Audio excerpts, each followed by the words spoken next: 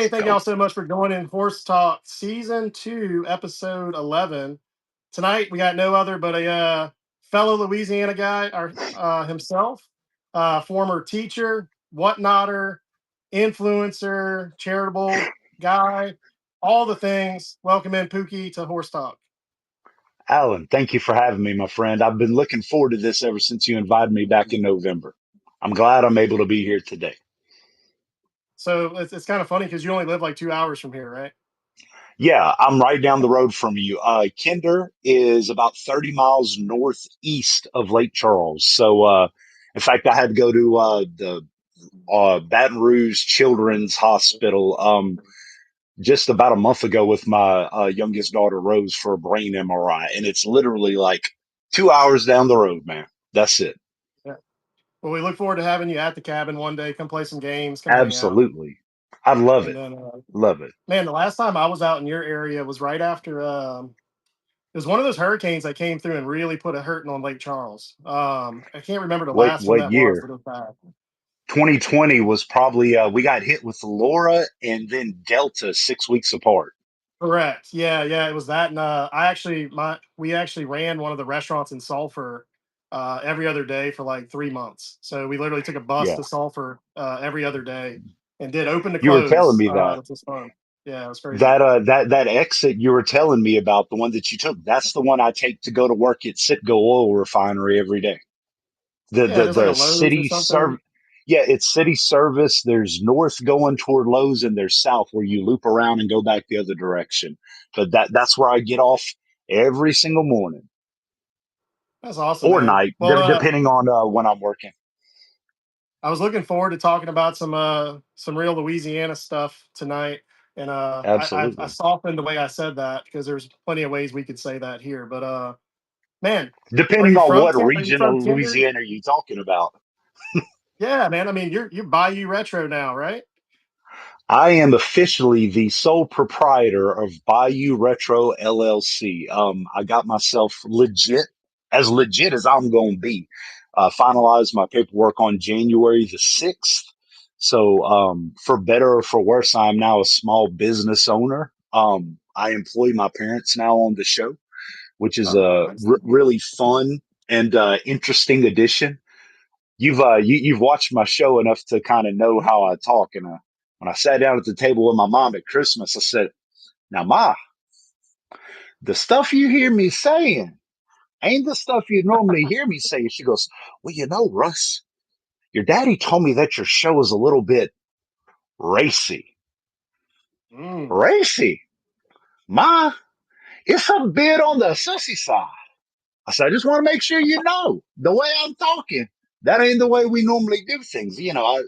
Everybody respect their mama." I said, "But the show is the show. It's okay. It's okay." And now you should see sometimes her eyeballs get big as golf balls, some of the shit I say. But Are you doing the hey, show like right in front of them? literally, she is on the opposite side of the camera. She is in another room with her laptop open so she can see the orders. And the way she has really, really helped me is, instead of me putting things in a box to the right and sorting them out, every few items she walks in, she grabs it, she sorts it into piles, and she knows three purchases priority shipping. It's going into a box. If it's a console, it's got to be a large shipping box. She's poking. Damn, I'm knocking shit over. She is putting it all, making it a lot easier for me later on to do my shipping. Yeah, my parents are retired educators, but now they asked to come work at Bayou Retro. Always going to take care of mom and daddy just like they take care of me. It's a family business. That's awesome. My Family helpers are only business. they're only 3 and 4 years old, so uh they help Yeah. in different types of ways, like the little one loves to throw away things when I'm not looking, particularly, Uh, yeah. expensive CIB games and remote controls and things of that nature. But he's really good at it. But man, I actually like comb through the trash every time I take the trash out because I just already Yeah. know stuff's gonna be in there. I went on the table Hey, the other day and there was a little mini console that I bought. And who opened this? There's no hands on. Like, you do realize I was gonna sell this, and now you've opened it. It's not brand new. It's chilling. They're all just, ain't nobody fessing up. I'm like, hey, But that's kids, right? That, That's it. for sure. I mean, I'm just experiencing it now, man. We had kids kind of late, you know. I didn't think we had our first one till I was 40. So, Oh wow. man, it's Yeah, I had my interesting. youngest one at 36, so I can't even imagine. Yeah, it's fun though. You know, it's a Yeah, little bit different, but it's absolutely. fun. Yeah, I'm We do have some I'm sponsors tonight. I got to make sure we thank our sponsors tonight, and thank y'all for everybody joining tonight. We are live on YouTube as well as here on Whatnot. Uh, I don't have it right in front of me right now, but I know Just Drifting has sponsored for 2 or 3 weeks in a row. Thank you to thank you, Just Justin. Drifting. Spider is also a sponsor. His second sponsorship here. Graham B. Thank you, Graham. First sponsorship here on Horse Talk. And Register Retro, our past guest from our last episode. Shout out to those guys. All great people, all great sponsors for it. We got some really cool stuff coming your way, as well as some cool stuff and props and credits and all that different stuff. So wanted to make sure to thank you guys before we get real deep into our Louisiana shit. Whoa! What a raid! Thank you, Rare. Right? The Pope Rare. has blessed us. Woo! Man, that's officially the most amount of people we've ever had at the game cabin, inside, out, or on the stream. Thank you so much, Rare. My man, the Ramen King, the rare one who blesses us all the time with the spicy ass goodness, my boy, John Park from the East Coast, that Garden State, New Jersey. Thank you, my friend John. I love you and appreciate you, my boy. Thank you. Pookie, Pookie. What what makes you Pookie, man? Look, we both grew up in Louisiana. We're very different. Yeah, I yeah, watch your show and I'm like, damn, this is electric. Like, I just don't have that in me, man. Like, where does that come from? man. I'm a people person. If I wasn't a people person, I wouldn't have made so many people in my life. I kind of figure, but I don't know. I get excited. I get excited to talk about video games. I get excited to hang out. Um, we do this, because we love two things, right? We love to buy high to sell low. But the reality is whether you're doing good business or business is kind of meh, like we adult all the time. We got stressful lives. So I wanted to just come up and have a community where we could just have fun. Um, it doesn't matter how business is. If I ain't having fun, like I won't keep doing it. That's what I was looking for, is an outlet to hang out in a cool community and talk about games and talk about music and just hang out and have a good vibes, good energy time. But I've always kind of been a bit of a high energy guy, very ADHD, as you can tell, probably. But and I like to entertain wherever I can. It doesn't matter if the games sell or if they don't. I want to create a space where you smile at least a little bit, and that's what I try to provide, and where I can just be me all out. Yeah. Man, I can't stop looking at it when I turn it on. A lot of times I'm at work when you're on, when you do daytime show, and I'm just sitting there reading an email, and I just hear Pookie's rapping over to the side. I kind of look over and say, "What is he doing?" That But is man, like, dangerous. how long have you been on there? So like, I don't think I saw you till maybe like 2 months ago, maybe 3 months ago or so. When did you start Whatnot? August. I Okay. downloaded the app last May. On a whim. Are you familiar with John Riggs, the YouTuber? Yep. Yep. So I'm a big fan of John Riggs, and he would always say, "You can catch me here and there on Whatnot." Which, guys, if you don't know about uh, John Riggs, he is a seller on Whatnot, but he's a big NES guy. And but I just enjoy him talking about retro. I think he's up in like Yakima, Washington, and I liked his style. And one night I said, "Man, I'm a download it and see what's up." And first room I went into, I remember, was JW716, another NES guy, and I got me a giveaway, a pack of Famicom Burger Time, and that sunk Nice. the claws right in me, and I said, "Ooh, this is rigged because I like this shit."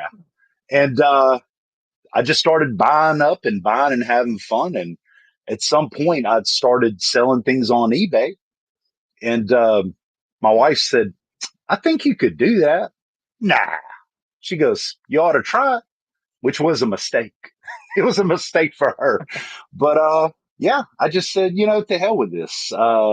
Let's give it a go. I, I've got no worries about being in front of a bunch of people. I said, let's have some fun. And I had my first show on August the 20th, and it's just kind of grown from there. Absolutely, man. You're packing the house out.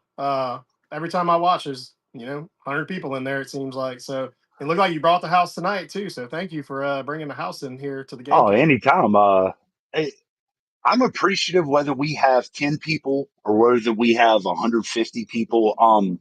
I think it's crazy that people want to hang out with a old gray haired, nerdy ass couillon from down in the bayou and talk about games. Because, I mean, shit, I tell some really terrible dad jokes.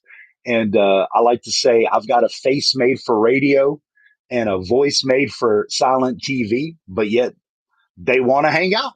And I'm all here for it all the time. Man, your story sounds very similar to my story as well. I got hooked on one little thing. And I've said it here on one of the episodes before, but just real quick on that. My wife had mentioned one time she liked Mario Paint for Super Uh huh. Nintendo. She's like, man, I just asked her out of the blue. I was like, what was your favorite game? Did you ever play? She's like, I only played Mario Paint. I was like, okay. So I started looking on Marketplace and I found one Mario Paint from a guy like 30 miles down the road. And he had like three or four other games. I was like, yeah, I'll buy a couple of these other games from you or whatever. And long story short, he had a couple games that I didn't want to buy. I just didn't want to spend the money on it. So I got like a Street Fighter 2 and then Mario Paint and the mouse, right? And Hmm. he gave me three games. And he's like, just keep these. You can just have them. I was like, all right, cool. I was like, I don't even have the console yet. I got to go buy the console. So I got on eBay, bought a console, whatever. So I get the console and I'm like, you know what? I still don't want these three games. I don't want them. And I put them on eBay and they sold in 24 hours. Bam. And I Yeah. was like, wait, how was that easy? That's what I was trying to figure out. And the next thing that happened, I was like, well, she got her Mario Paint. I was like, I want my NES Zelda back. I sold it at a garage sale when I Yeah. was 10 years old. So I bought that NES Zelda. I remember I was in a hotel room in Miami when I downloaded Whatnot, and guy had all CIB games. I'm like, I didn't even know this stuff existed still. Like I didn't Mhm. know people still had it. So I spent $100 for the gold cart Zelda, and that was actually a pretty good deal back then. And man, I got hooked bad from there. So I Mhm. I feel you on that for sure. I see you got a great graded 10 in front of you. Is that something that's special to you? Um, so I did a quick pop up before this show.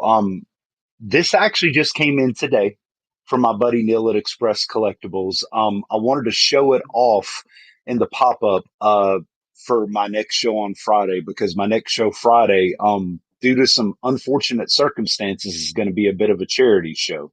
And at some point, whenever you think it's okay, I'm going to talk about that a little bit, just whenever. Right now, right now is great, man. Okay. So Alan, close friends of mine, Heather and Terry, last 9 days ago, had their third child, Asher Jude, at 28 weeks, 3 months early. Her water broke, and that's a wrap. It's a go time. So they rushed off to the hospital up in Alexandria. He weighed 1 pound and 14 ounces. Um, Things were really bad, really touch and go. And then, of all weekends, Mardi Gras weekend, they had to take him by medical helicopter to New Orleans. Mhm. As you can imagine, that's a pretty wild ride. And they're in their late 30s. This is their third child.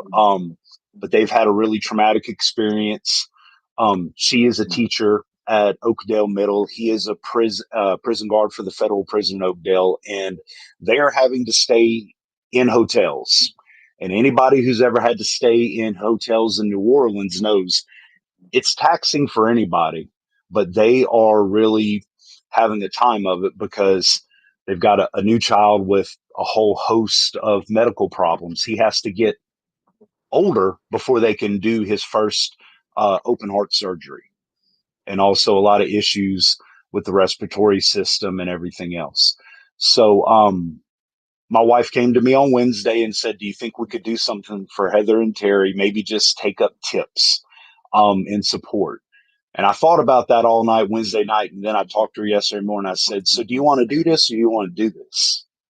"What you mean?" I said, "If you want me to do this, I'm going to promo the hell out of this. I'm going to talk to people. I'm going to build this up, and we're going to try to make their stay in New Orleans as comfortable as possible." And once she gave me the green light, I said, "All right." So next Friday, my normal 10 a.m. show, all tips are going to go to my friends Heather and Terry while they deal with this medical situation for all their costs in New Orleans. But on my side, I just got this in today, like I said, from my buddy Neil at Express Collectibles. I am going to run Silent Hill CGC Perfect 10 for $1. Every single solitary cent is going to be donated to my friends for their cost. And I'm also going to run a console, whether it be an NES with, I haven't decided either. I'm going to run like an NES with Mario 3, or I'm going to run maybe a GBA SP with a good game. I'm going to do something additional where we're going to run it, build it up, and then every single cent of that is going to go to them toward their all their costs in New Orleans while they're in there. Because unfortunately, I think they're going to be there for a while. But Heather is the godchild of my oldest son Jackson, who's about to be 17. We've had a long time connection, so that's why I wanted this up here. I thought, what can I do to give back to people who've been so special to me? And I think what people forget about, and I talk about all the time with community, is this this is nice. This isn't why I do it for sure. I'm sure it's not why you're doing it. It's about community. And if you're not doing stuff to help your community and using games or consoles or whatever as a platform to help others, I don't know what you're doing this for. So that's what I'm going to do next week. I talked on the phone. Caden called me whenever I was in the middle of my dinner. I sent him a text about what I wanted to do. He's going to get involved. He's going to donate something. He's already done a promo for me. I started a little bit of sharing on the Discords that I'm in. I'm going to be buying some sponsorships throughout the week, everything I can to build up this show to be the biggest thing. I said, I want their jaws to hit the floor whenever I send them this Venmo, this PayPal, this Cash App, whatever. I want them to think about only their child and not how we're going to pay for the room tonight. So that's why I had that up on the screen tonight. And I appreciate you giving me a platform to talk about this tonight. Absolutely, man. Well, look, that's a very inspiring story, very relatable as well. I would love to contribute to that as well. So I already owe you a T-shirt, so I already had something coming to you. We're gonna throw in a copy of a GameCube Twilight Princess Oh CIB, my, auction that sucker off. That'll do some good for them. Alan, thank you very much. I appreciate you. Yep. Thank you. Thank you. I appreciate you from the bottom of my heart. Heather and Terry and their son and daughter, Owen and Scarlett, are very, very meaningful to me, and my wife. And thank you. Thank you. Yeah, man, it's interesting. And look, me and Pookie didn't talk about this prior, so this is No, we news to me didn't. as well. And I just landed a sealed Twilight Princess, and I'm like, I don't know what I'm gonna do with my collection one because it's beautiful. It's absolutely beautiful. I was like, I don't really want to sell it, so this is perfect. I don't have to sell it, so it'll go somewhere that will do some good. So that'll be great. Thank you so much. I just can't say that enough. Guys, we did not discuss anything whatsoever. He just said, "Be ready this time. We're gonna talk for about an hour and just shoot the shit." So for real, he didn't know I was gonna say that. I didn't know you were gonna say that. So I just thank you, my friend. Absolutely, man. Well, I'm excited to get you a Horse Talk T-shirt. We just had some made. They're pretty Absolutely. cool, man. So hopefully Awesome. we'll see that on the Pookie show. And I will be sending you a shirt soon. So we got the LLC done. Um, I teamed up with Vaycat. She is the daughter of my good friend Gary Evil Carnes up in Michigan. She's an artist. She's the one who drew this Zelda that you see on my show all the time. I Oh, commissioned sweet. her to make which if y'all have never seen that, it's Link on one side, Zelda on the other. She did this off the cuff for me one day for a $10 tip. So I said, "Oh no, I'm absolutely going to spotlight you." She worked with me. We made up a logo. We are going to be doing mugs and stickers first, and then once I'm about halfway through with that first order of mugs, we're going to start in on the t-shirts. So you absolutely got a t-shirt coming to you, my friend. Pookie, I Yes, might you're be going to wrong get on that this, coffee but mug. look, I might be wrong, but Italian, did you just buy that Resident Evil 2? I just want to make sure. Yep. So Italian, who has a big show tomorrow night, is donating Resident Evil 2 CIB to the Wow. cause as well. So thank you Italian, so much, thank you so Italian. much. That's Italian, awesome, man. I watched your promo for the show, how the fact that you've got sealed Nintendo 64 DD, which just blows my mind. I appreciate you. And you popped up in my show here recently. Thank you, thank you, thank you so much, Italian. Yeah, your next show upcoming is going to be amazing, and I can't thank you enough for contributing to that. I appreciate So you, Pookie, Italian. here's the Twilight, still in the collector's case, and then Italian just purchased this Resident Evil 2 Oh my God. CID, so that'll be heading your way. So thank you so much, Italian. That's Thank awesome. And you. y'all make sure to check out Thank Italian you, tomorrow Italian. night. It's gonna be an awesome Yes. show. Guys, I saw his games. He's got games well, well into the $3,000 to $5,000 range. Things that you don't see everything. When you talk about Nintendo 64 DD sealed, it shows you Italian. I was paying attention. I was watching, mind blown, and heart melted. Heart melted. Thank you so much, sir. I appreciate you so much there. Yeah, his third anniversary show. Thank you so much. Yeah, man. That's awesome. Pookie, what's your passion around games? Obviously you got back into it. Like what's that? I think you're a Zelda guy. I don't want to come out there and just say it. But what's your burning fire nowadays? So guilty. I'm an NES guy through and through. Um, I got my first NES in 1988 on my sixth birthday, and I often talk about the summer before. I don't know if it was the summer before or a couple of months before, but that would have been the summertime because I've got an August birthday. Um, my life was changed whenever my parents rented, because guys and gals back in the day, you could rent a console at your local video Yeah. game store. So from Bose Videos, the local gaming store in DeQuincy, Louisiana, my parents rented an NES with Legend of Zelda and Galaga. And I'll never forget the feeling whenever that intro screen came on, and I knew that something special was in front of me, and I just literally was fixated on the Legend of Zelda. And Galaga was fun too, don't get me wrong, but that really hooked me in. And then later on for my birthday, we got Mario with Mario 2. And I was an NES kid and a Nintendo kid, and now Nintendo semi man. I hope to grow up one day. And that was it for life. I was hooked, absolutely hooked. So the NES and retro in particular has been my jam ever since. Whether we're talking about Zelda franchise, Mario franchise, Castlevania franchise, Mega Man, like those are the things that bring me back every single time. That's How awesome, about man. you? What was it kind of makes me wonder too, because I always talk about this story of like your console sequence. So when you were younger, what was the Oh, first console and like what was the step ups in consoles for you? Because look, so you live right down the road from me, so I'm curious. yeah. So my console sequence was probably different or out of timeline with most. So I got an NES in '88.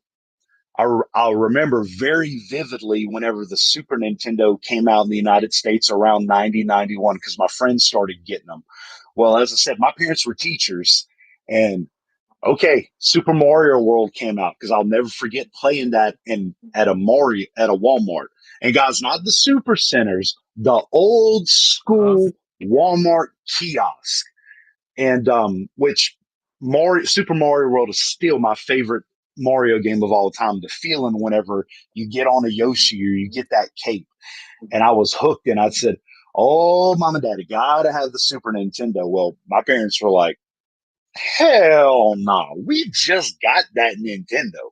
We just got that. You're still getting games. Hell no."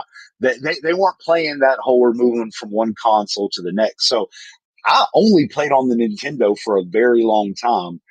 And I was in high school, like freshman in high school, and the 64 had just came out when I'm spending the night at my friend's house, and someone says, "Hey, does anybody want this Super Nintendo?" And it had two games with it, Beavis and Butthead, and a weird one called Michael Jordan Chaos of the Windy City. It's not a sports game.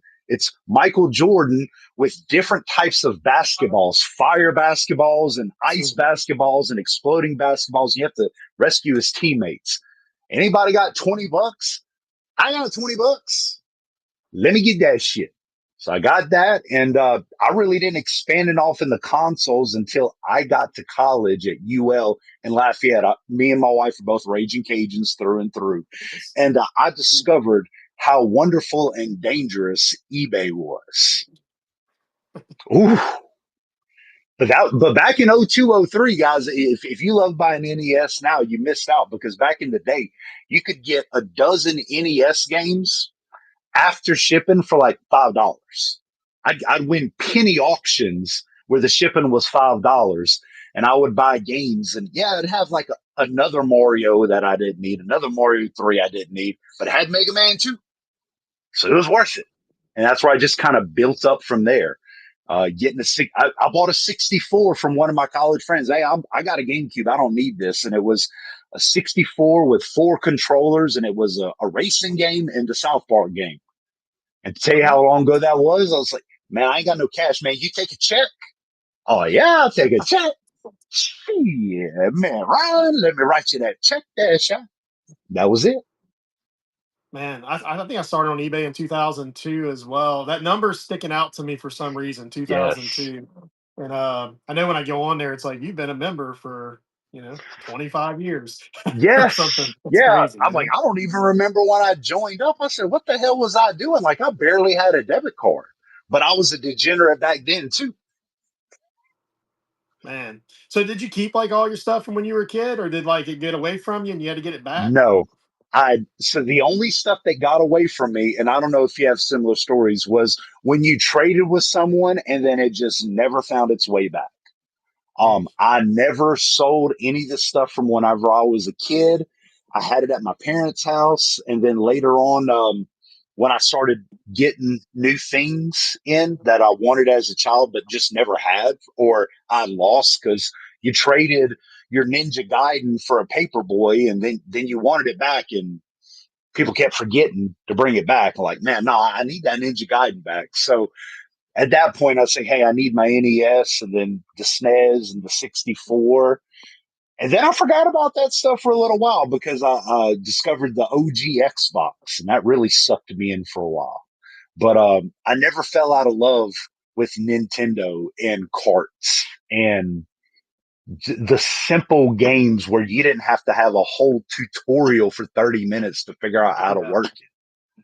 I missed that kind of stuff.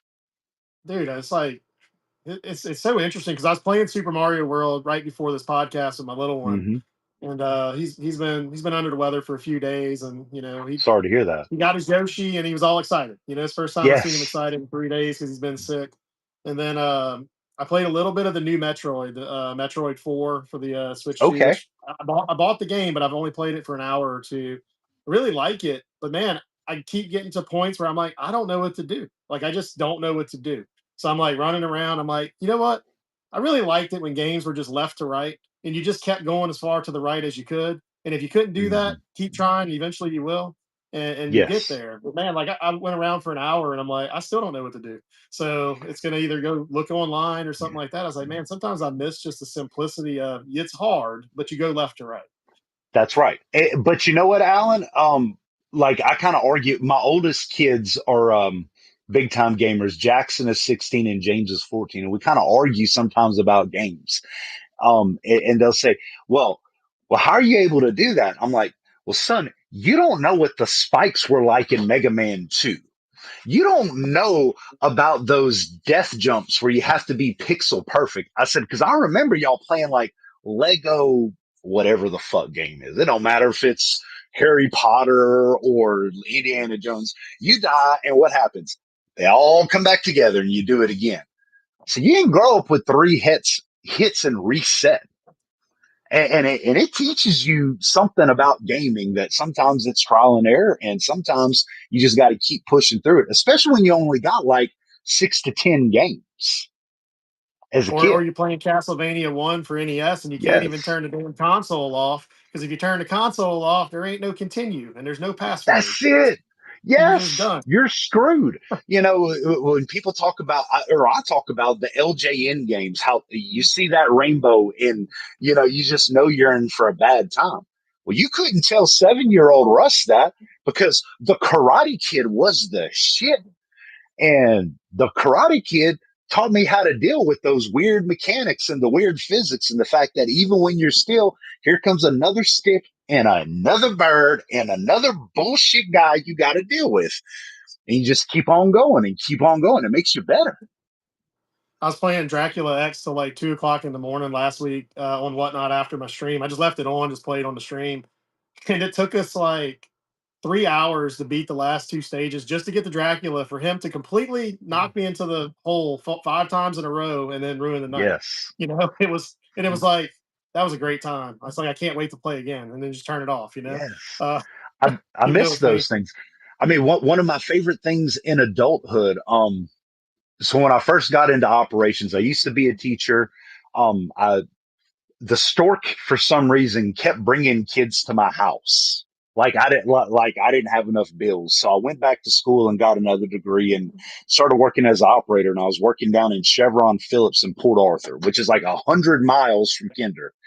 But I bought a camper and I left it down in Johnson Bayou. I'm sure you know where Johnson Bayou is. Or do you know where it is? I've heard of Johnson Bayou, but man, So, guys, if you you want don't to go look west it of up, Baton Rouge. You know that. it is, if you look on the map of Louisiana, it is the very southwest tip of Louisiana, down at the bottom of Cameron Parish, right on the Gulf, right next to the line. And there was nothing to do, so I'd play at 360 and stuff. But the time of my life was whenever I would be stuck working and not interacting with my family, which is bad, not interacting. But when the NES Mini came in, oh my God. Oh, you talk about excited to be able to go back and play that. And if you actually got to on Castlevania, man, let's replay that jump one more time. One more time. Still couldn't get past death. Can't get past death, but I can get close.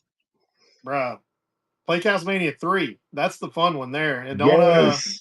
And don't change the characters either. So I just realized on Dracula X, I was watching a video today on Dracula X that he's got some kind of superpower. He jumps up in the air and crosses go in every direction. I was Oh, like, shit, I didn't use that the entire game.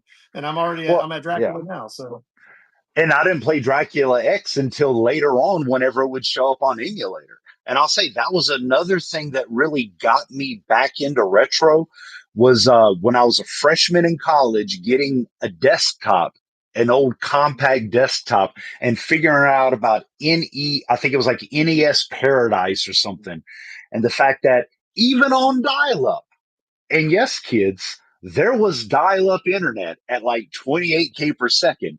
You could download a whole NES game in about 5 seconds. And when I say I filled that bitch up, I mean, it was every NES game, every Super Nintendo game, and it didn't matter if I was playing on keyboard. I was rocking Roger Fuckus all day long. Loved it. that's freaking awesome. We used to play this game. Man, it actually is actually still a popular game. Actually, we were playing. Remember Worms, like the original Worms for like Yes, Windows yes, 95 or whatever. Dude, we yes. played the shit out of some Worms. We used to like in high school. We would put I think like 8 computers together on a wired network in like a computer class, and they would let us play Worms, and we played like 8 player Mhm. Worms. It was freaking awesome. Or at I least mean, that's how I we used to remember it. play. It might have been 4 players, but Yeah, I think it was 8. So we used to play PC online. We were big in the mid '90s into Quake, And in fact, when me and my buddy Justin started playing guitar, you see all the guitars. We made a band, and what are we gonna name it? Well, there was one dude who was just badass ruthless. Well, his name character was my ex-wife. So for like 3 years, we were up there jamming. Hey, we're my ex-wife. What's the story behind that? Oh, bro, if you didn't play Quake back in '96, you don't know about my ex-wife because she cut your ass real quick. And I just loved it. It was Quake, and then not online, but Scorched Earth. Oh, Scorched Earth. dude. You know I what played I'm Scorched talking Earth. about? Windows Yes. 95, bro. The, Three and a half the inch floppy. fucking nukes, Mhm. the bunker Yep. busters, which would spread. Wait, it was like Death's Head that was spread into like 10 nukes. Like, bitch, I'm gonna hit that tracer. I got the angle. I got the force. Nuke that ass, bitch, or the Dude, napalm. that was Love so that awesome. shit. And Yes, people love Worms. And look, Worms is a great game, but Worms is a complete yes, ripoff of Scorched Earth, like yes, yes. 100%. It is. So So for that's where those it of you who started. are laughing, I didn't even mention that because I didn't even think about that back in the day. My neighbor had Scorched Earth, and we would yes. go over there and play it on their. Oh I think he man, had like an IBM, and I remember it was a 3.5 floppy, and it had Scorched Earth. yes. And stick that in there. That was freaking awesome, man. We For also those played of it. you who yes who want to know why I'm on whatnot, this is why I'm on whatnot. Talking about the shit we used to play and how fun it was. I mean, hours playing those games over and over and over. And playing like Lemmings on the PC. Like I've got this nostalgia for Lemmings, and you know what? It's probably not the best game, but damn it, it makes me feel good when I play it. And Man, Scorched Earth and Quake, those are bangers playing those. I love it. man, my first computer Yes. experience in general was actually a game that I look. I've asked a bunch of people this. Nobody's ever heard of this game, so I'm curious if anybody in the chat has, or if you have, Pookie. But it was called Lord, Lord, and it was a text based, turn based game. Like you'd walk through the. It says you're walking through the woods. You approach a bearded man with a knife. What do you do? One, stab him. Two, punch him. Three, run. Whatever. Has anybody heard of this? I've, But man, I've it never was legit. played it, but I think I may have heard it. And let me ask you, is it a roguelike where it kind of switches every single time based on your decisions? Because I want Yes, to say, and and you is can it only like do so in many things in a like day as DOS well. format? Like, and it's just like you Yes. said, text based, and you have to like maybe put in the command. I've never played it, but I have heard of that. Yes. Yeah, and I see Thrifton and Rebel said that they've actually played it before. That was my first Good. experience with a computer. Period. I went to my buddy Clint's house, and it's kind of funny because my parents live in the same place they've lived since I was in third grade. And every time we go, we pass by old Clint's house. I hadn't seen Clint in Mhm. 35 years. I don't even know if Clint's still around. But I'm like, that's Clint's house. That's where I played Lord. I remember the computer. I remember what room it was in. And we had a 14. Yes. He had a 14K modem, ding, ding, ding, ding, ding. I didn't even know what the internet was at that point. That was the first time I had seen a computer, first time I had seen the internet. So this dude had a computer and the internet. I had never even seen a computer Mhm. before. It was, man, I just remember it because like the text would come up, and you know how they used to use the text to make the images. So like the words Lord would be Mhm. written, but like with just all the letters around it to where it looked like it had, an image or Yeah. whatever. So it was pretty cool, man. Um, but Red Dragon, no, I'm not familiar with that one. And look, I didn't get a lot of experience with any of No. these things, but it's funny that Lord and Scorched Earth came up because those two things Oh I actually man. did. Scorched Earth just holds a special place in my heart. I mean, just and do you remember that whenever you would kill one of the tanks, it would have a little saying above it. It would be like sob or like I'm gonna get you. I don't remember, but it would be like something like damn sob got me. There would be some little text above it, and like I just always thought that was cool as hell.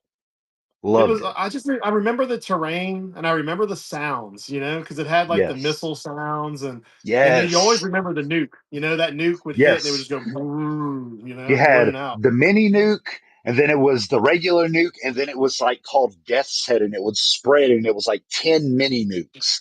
And I remember the bunker buster, which would break up the ground and the tank would fall. So you better have a parachute, or you would crash, or it would have the napalm, and it was a regular missile, and it was a tracer. You could, if you were getting low on ammo, man, you could throw that one tracer out, hope your buddy missed. You done messed up. I got that ass next time. Here comes the new man. That's it. That's awesome.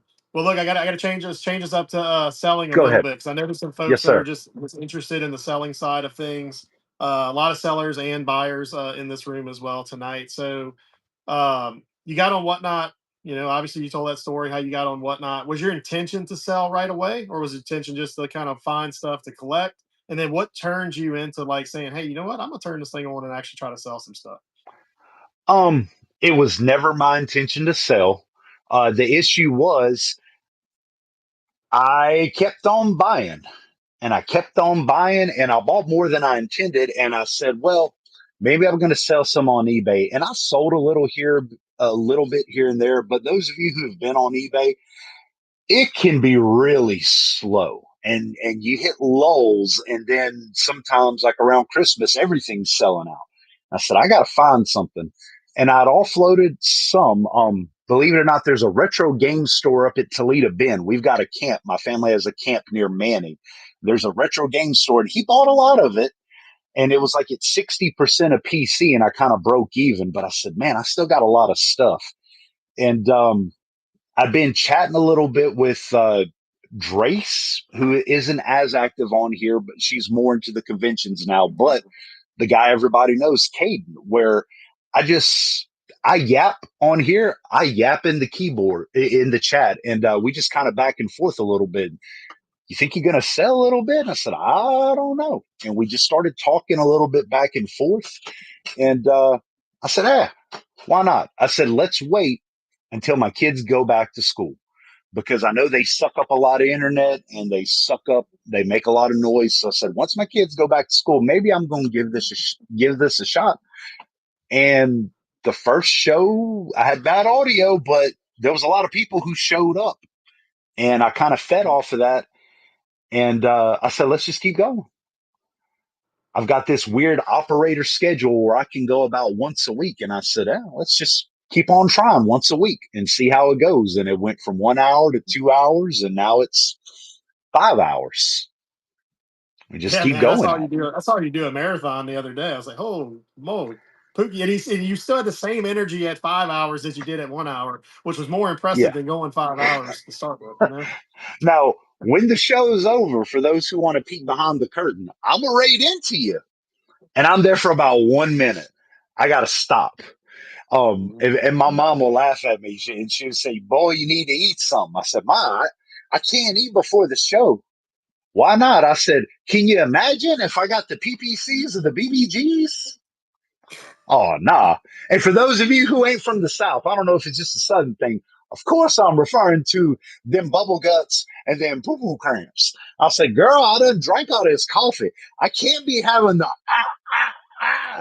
in the middle of the show. So I'm just like balls to the wall, but I'm kind of getting hungry. And I got to kind of stop and decompress. But I start at 10 because I know right around 3 o'clock, the kids are going to be coming through and I got to shut that down. So, wear a diaper. Come on, Tyler. I ain't trying to do no. Shout out to Tyler. Tyler's been hanging out with me since my very first show. My boy from the great state of 10,000 Lakes, Minnesota. Appreciate you, my boy. But yeah. I kind of figure like you are hanging out with me, whether you fill up a box of games or you didn't buy a single thing, you've given me something that I can never repay, and that's your time. So, the very least, I kind of feel like anything I do, I'm gonna do 100%. I'm gonna give you everything I got, and just let it rip. Let it rip, Tater Chip. Let's do it. That's how we It's the say. man. It's the Pookie show. It's the Pookie show for sure. Man, it's interesting. Yeah, It's very unique. I've never seen a show like that on Whatnot. Period. I don't think it'll be duplicated. I don't think it can be duplicated, which is pretty cool. You know.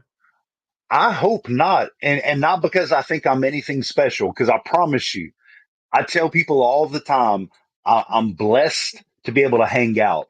But when I get a lot of people who send me messages, and I watch a lot of new seller shows and take notes and kind of coach them up. That's a lot of what this has turned into, which really makes my heart full. As a former teacher, I kind of feel like anything I can do to help, I want to do. But the main two things I tell people is, first off, don't be someone you're not. Don't try to be me. Don't try to be Caden. Don't try to be Jim. Don't try to be Neil. Don't try to be Sandra. Be the best you can be, because we can see through it real quick if you're not being authentic. So I said, number one, don't be someone you're not. Now, once you get past that, I try to say, Nate, try to make the show that you want to watch. Be who you want to see. And if that's, you've got a real chill show where you're playing video games and you're saying, check out the band and we'll do some offers, then make that show. And if you want to be high energy and talk because that's who you are, then be that person. But don't just try to be like someone else. Be who you are, and people will likely connect with you if you're putting your heart and your soul into it. Be authentic. Do not try to be Pookie or Alan or Sandra or Cody or Tyler or Neil or Caden. Be the best you, and people will love you for it. That's perfect advice. Look, I couldn't say that any better myself because I mean, look, I'm not you. I can't be No. you. I couldn't even want to try to be you in the grand scheme of things. So, horse talk actually started, man, a little bit. And I've told this before, so if you guys have heard it before, sorry to hear the same stuff again. But it started because it was I used to work with a lot of people, like a lot Mhm. of people. We had over 1,000 folks that I worked with locally, and I went down to a team of three. So I went from 1,000 to three, and just like, man, it's just like the interaction just went away. There just was no more like big interactions, and I was never a person that like loved to be extroverted. Like I can do it, I can public speak, I can do all that stuff. I don't love it, but something was kind of itching me to do something that was a little uncomfortable. And I think we all try to improve ourselves and do something that's a little bit Yes. different or whatever. And that's kind of where horse talk started, just kind of get me out of my comfort zone a little bit. I still get nervous before I turn the damn camera on. It's just Mhm. how it is. But tonight was actually more nervous than most because I couldn't find a dang phone stand. My iPad wasn't charged. Nothing was working, which was really fun. And we figured it out. We got it going. But not only that, like it was interesting to me because I really loved Whatnot. I was like, man, the people are so interesting. And I remember Yes. I called Matt, and I actually texted Atomic as well that same day. And I was like, what do you think a podcast would do on Whatnot with the sellers? Because sometimes we never see these folks. Like most people don't put their face on the camera. I don't necessarily do it because I don't really have the right setup. I'm trying to get to OBS and all that stuff. But it's some challenges in the cabin with internet and stuff. So but like, I was like, man, like I was watching Matt show early on and then just thrifting. And I was like, these guys are pretty interesting. Like, I don't even know like where they got the stuff. Like, where do they get the stuff? Why do they sell it the way they sell it? How have they been around this long? And then I was Mhm. like, man, like I think people need to hear it. Like they need to hear it from these people that are selling this stuff or collecting as well. You don't even have to be a seller, but like there's folks that have been on Whatnot for 3 or 4 years and they're here all the time. They've made it on the long run. And it was interesting you said authentic because I think that's the number one thing that makes people disappear pretty quick on Whatnot. Not only that, but cash. You got to be smart about your business. And look, you auctioned Yeah. everything at $1, man. So curious of uh curious of your business thoughts there. I mean, I'm sure at times you've won, and I'm sure at times you've lost. So tell us about your dollar starts. So I started off, and I'm gonna shout out my buddy who's another NES guy. I'm sure you know him. Everything is new begin, old is new begin. Chip. Are you familiar with him? Who's that? I'm sorry. Chip. So his screen name is Everything Old is New Begin. Oh He yeah, yeah, runs yeah. on Yeah, I've seen it. so I know Miss Chip. We've chatted. I kind of adopted. I loved one thing he said is that everything's got value. And he's big on carts at $3. So I started there. I said, okay, carts are $3, and I'll do modern games at more $10. And that was going well for about 3 or 4 shows, and it was fine. But I kept struggling in my mind with where to set prices at and doing pre-bids. And if I could change one thing about well, there's a lot of things I would change about Whatnot. Let's be real. Whatnot is not bad, but the platform itself could be improved in so many ways. And if there's one thing I would say is being able to easily navigate through what has pre-bids and what doesn't as far as sorting would make it so much easier. Absolutely retro. In fact, retro Reb and Chip run at the exact same time on Saturday morning, which kills me. If I don't have two devices going at the same time.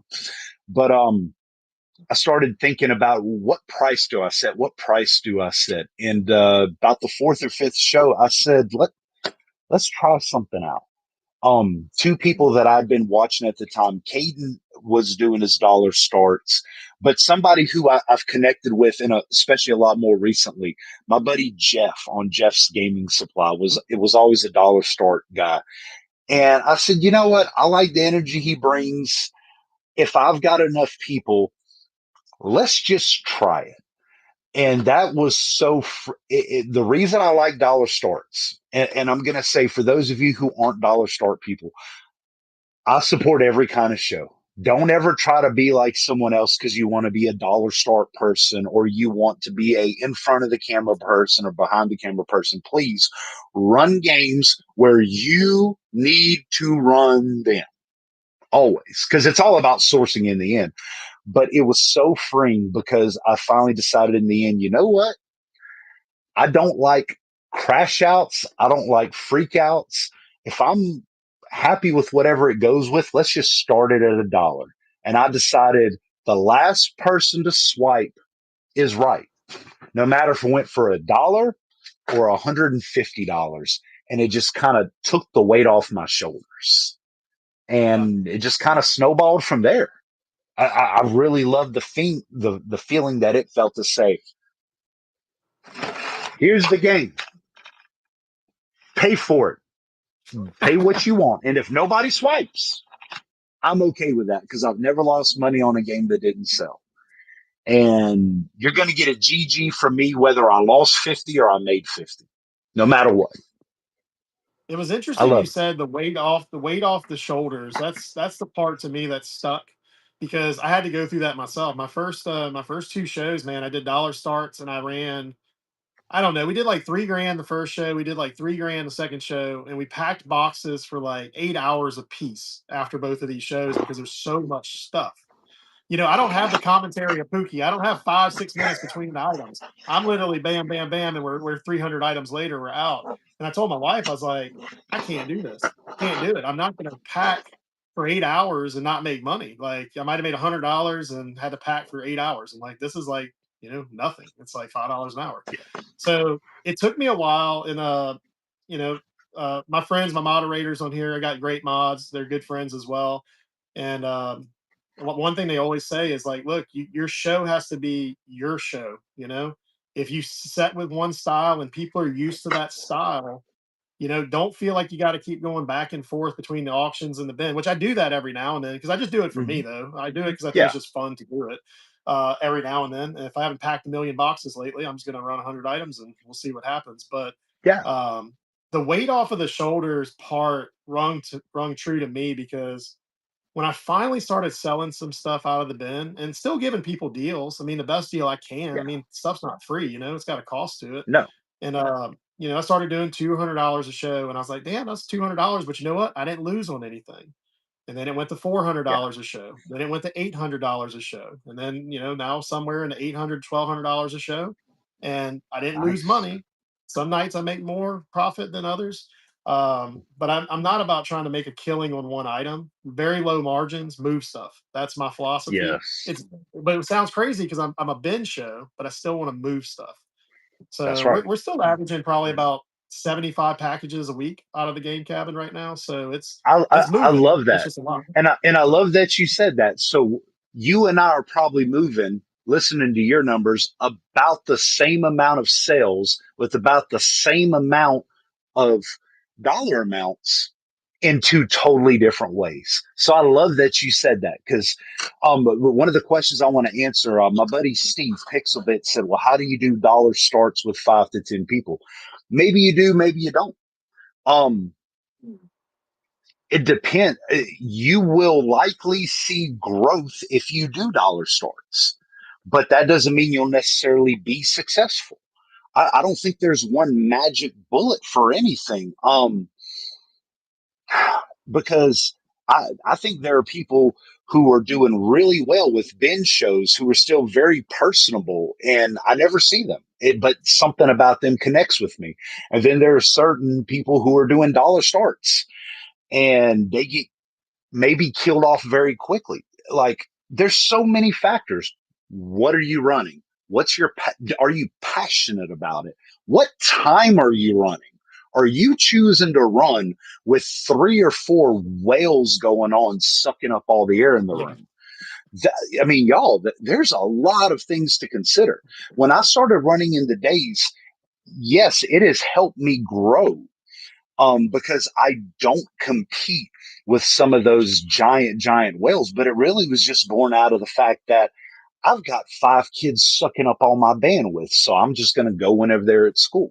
So maybe the Yeah. issue is you're running on Tuesdays at 9 o'clock while JNS and Caden and Skylar and Reddies and Array are going. Or maybe it's because you're running it Sunday at 6 a.m. where there's about 14 people up. You're going to have to try to bounce around and find your niche. And if you're going to do dollar starts, I I'm never going to encourage or discourage someone from doing that because I think there's way more than one way to skin a cat.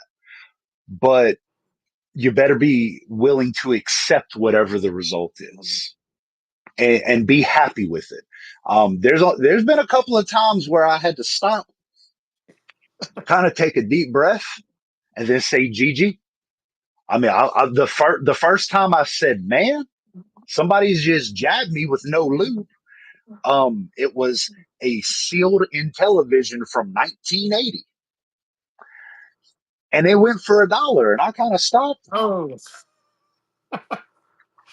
and I said, and I don't remember the full screen name, but I remember the last name is Boyer, which is a familiar screen name to me from last name when I grew up, and I said, "GG Boyer, GG." yeah. Everybody else wasn't watching, and you just got a game older than me sealed for $1. And inside, did I die a little bit? For about a second. But I kind of said, "Babe, that it didn't matter that it was sealed from 1980. That was a $30 game. Flush, move on. Next one's up." And if the losses hurt, if the losses really hurt, I would not suggest doing dollar starts. But do what feels right to you. In the end, that's all that matters. Being you and doing what feels right to you. And if that means I'm doing bins and I never lose a dime, but I made sure I got my 10 sales in. So I've got money for that next set of inventory. Or if you said, "Man, I got 1,000 games, let's move some shit." And I'm okay with losing 500. It don't matter. Do what's right to you. Man, another thing I was thinking about as well, because you talked about you got your LLC now. I actually just registered my business today. Always went as a Nice. sole proprietor, but I had to register it. I'll talk to you offline about some Louisiana things that I learned that will be very Yeah. helpful for you as well if you're not aware of them. Um, but man, keeping up with like your costs of goods, like your actual cost of these games and your sales and your fees and all that stuff. I went like almost a year on Whatnot, maybe 8 or 9 months without really. I just had a bank account, like, oh well, it's got $600 in it today. I must be up $600, whatever. It You can't do it. I mean, No. there's two ways you can do it. I don't recommend that way. We finally moved to a place where every single item has a cost assigned to it. Every single item has a SKU. Every single item has a profit or loss. And dude, it Yes. was hard. It was so hard that I literally considered just quitting. Like, because Really? I mean, we got I'm glad 1,200 you items did. just on Whatnot. Yeah, we got twelve Yeah. hundred items on Whatnot. We got a So, couple hundred on yeah. eBay, and it's a lot to keep up with. But then I We've started got thinking about, I was like, man, 2,500 games and consoles in my house. When my wife yeah, said we're going to do this, she said, we're getting a storage facility and we're getting inventory and we're logging every single item. Man, I knew I was in trouble, but she wasn't wrong. And we're yeah. better for it. We're better for it. Yeah. We had to build some systems and things like that. And look, we got over that hump, but I remember talking to my accountant and she's like, you have to go assign cost to every one of those items. I'm like, what are you talking about? I bought that stuff 14 months ago. I don't know what I paid for it. She's like, you better figure it out. I was like, okay. So it took me about 2.5 months to catch it up. And then it's been okay since, but man, it is a ton of work. The reason I bring Yes. this up, reason I bring this up, and there are sellers in here right now, they're shaking their head. No, I don't have to keep up with that stuff, whatever. It is going to catch She. up with you. It's going to catch up with you. Whatnot is reporting to IRS for sure.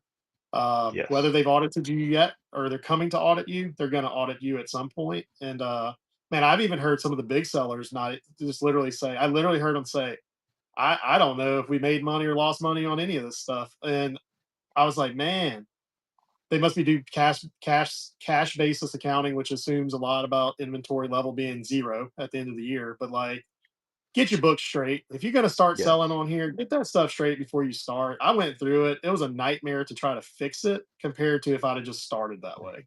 Yes. So And guys, it is really a good idea to separate the money.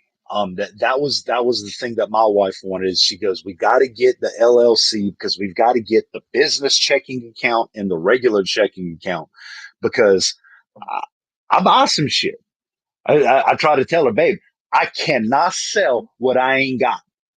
And so it was a much better once we were able to say, okay, separate finances. This is going for the house. This is going for the business. And there's a little money that'll crisscross back and forth to repay stuff or to get in on this. But it is so much better when you know the cost, whenever you know whether you made money or lost money. Um, absolutely. You are going to get got, so you better account for everything. I'm not there yet. I'm not there yet. I was well under the threshold for reporting last year. This year, that's not going to be the case. yeah, So I made sure that I was ready to go from day one, book wise good. Because, yeah, my wife used to manage Hallmark in the Acadiana Mall before we had our first kid. So she said, I've got experience doing multi-million-dollar sales in a year. You need me. And I resisted that for a while, but I said, nah, she was right. I needed to know how much I paid for RC Pro AM. And I need to know how much I paid for that graded game over there so I can report better next year. Because I know this time next year, I want to have all my books and my ducks in a row. So nobody's sticking it to me with no loop. yeah. And I know it's not the most fun subject to talk about, but I just feel like a PSA has to be out there for folks that are about Yes. to get into this, or folks that have been doing it for a while. If you're not there with that kind of stuff, you're walking a red line, and hopefully you stay on the line, but you're risky. Mm, let me ask you, are you going to do everything at the end of the year? Because one thing I'm going to try to do this year, knowing that I'm going to be on the up and up, is I'm going to try to pay some quarterlies so that no matter Mhm. what, yeah, I was wondering if you do the same. Where I Well, said I we're have going to a try to get yeah. ahead of that. Well, you know what I did this quarter, which is actually kind of funny, but we were doing pretty good, so I just ran a 300 item dollar start auction, and I was like, well, this will take down my taxable income some, and it'll move a bunch of stuff, and take losses Yeah. on certain things, but move them. So I did that, but yeah, we're on a quarterly basis as well. Okay. That's the way to do it. But Yeah. knowing that stuff now, it's like it kind of influences what I do. Well, sometimes I'm willing to Yeah. take a loss on an item that's been here for 6 months. If even if it is a That's it. loss, sometimes that loss doesn't really hurt me. It puts That's cash right. back in the pocket, and it also reduces taxable income. Okay.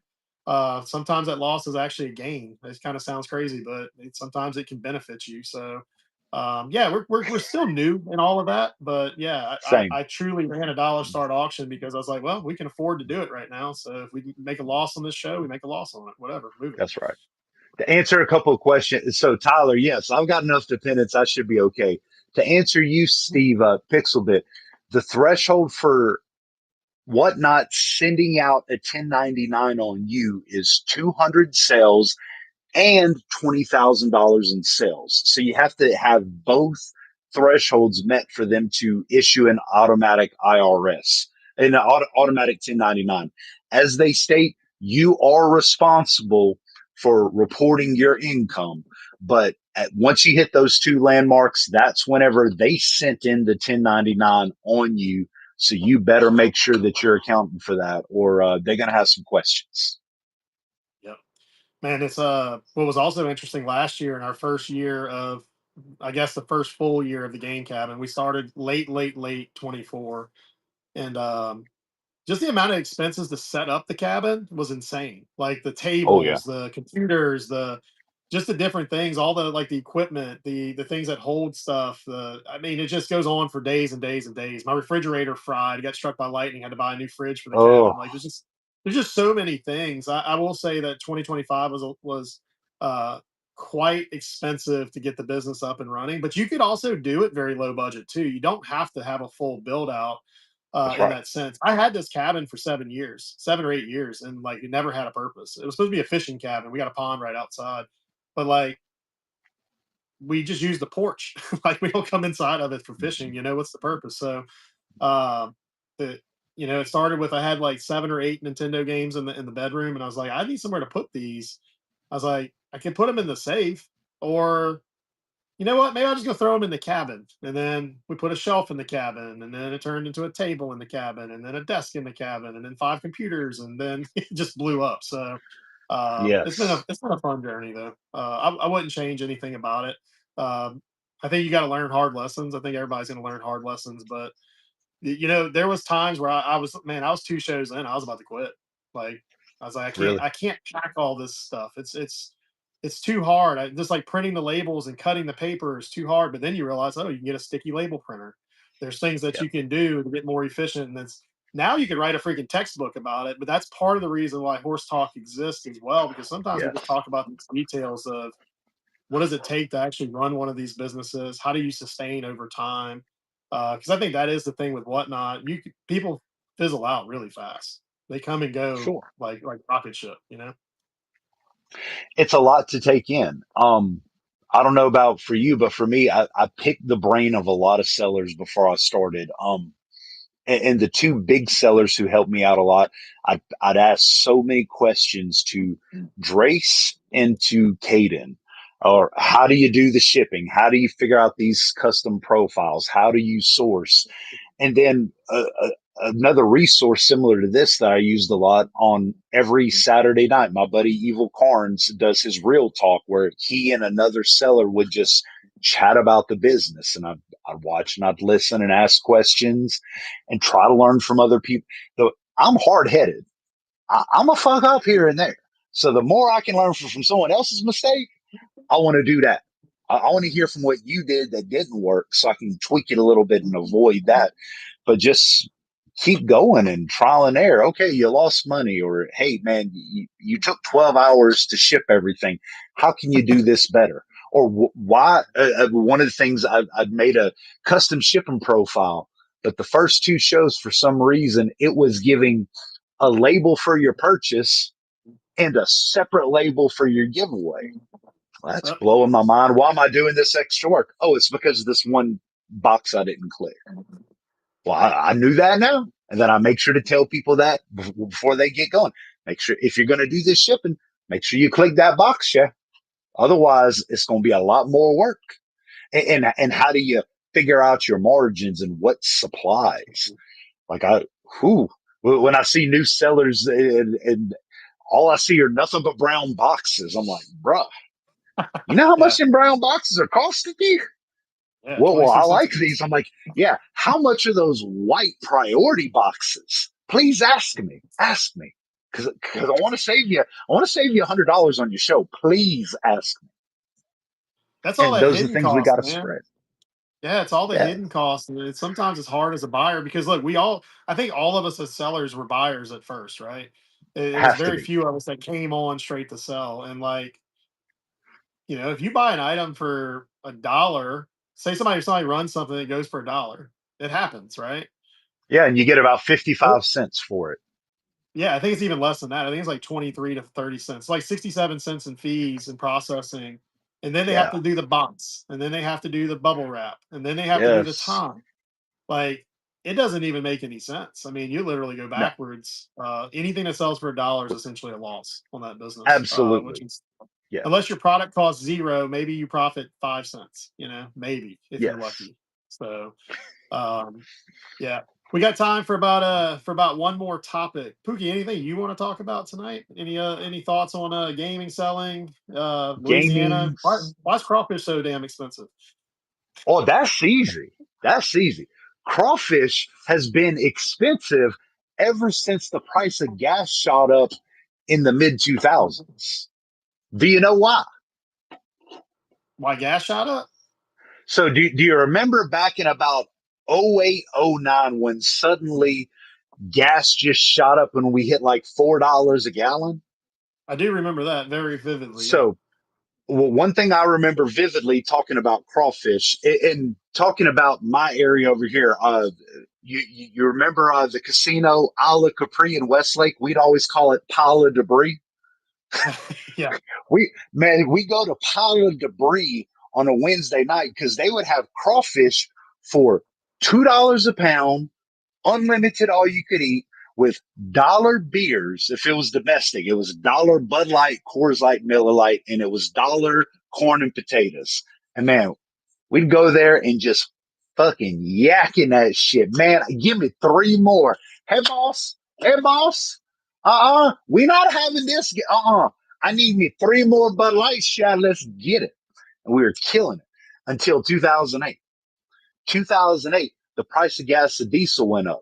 Well, for those of you who aren't familiar with crawfish, that's a huge price of crawfish because when there's no rain, it's the price of those pumps to pump out the water. So the price of crawfish shot up. And I remember $5 a pound.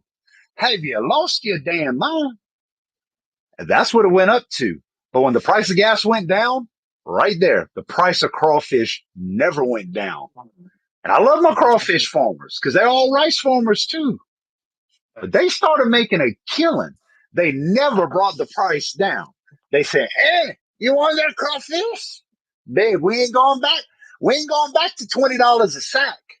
And for those of you who don't know, we talk about a sack. That's a huge bag of live crawfish. It was $20 a sack. Shit, you're talking about $80, $100 a sack all day. And that's before you buy your seasoning and your ball and your first case of beer.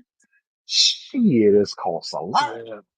Man, when I was a kid, it was like 99 cents a pound. Gas was under a Yes, dollar a gallon. yes.